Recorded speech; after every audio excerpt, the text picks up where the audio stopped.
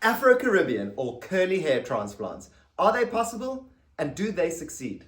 Let's find out. So the short answer is yes, they are possible. However, extracting a hair that is curly with FUE does come with its challenges, and I'm going to show you exactly why. Let's take a straight hair, for example. A straight hair would exit the skin at this angle, and the roots would extend below the skin directly perpendicular. So you could come with your punch and know exactly where the roots are going to lie, and you punch them out in this direction, like so, and it comes out really easily. But with curly hair, it's a little bit different because the location of the roots beneath the skin can be unpredictable.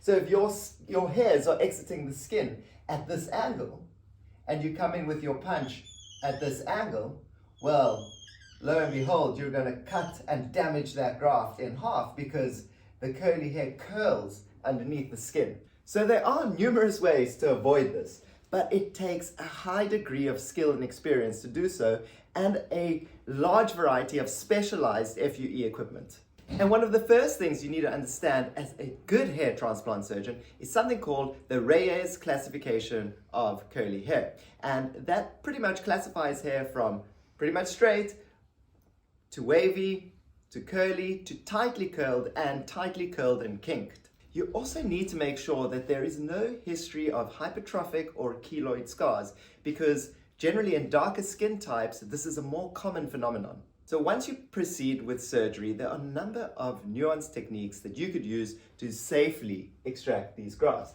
Now it depends on what shape the grafts are, because they can be J-shaped, O-shaped, C-shaped, or just have a little proximal bend. And for every different shape, you'll use a different technique. One of the techniques is the hand glide technique, where you put your punch here and you twist your hand every time to mimic the curve of the graft.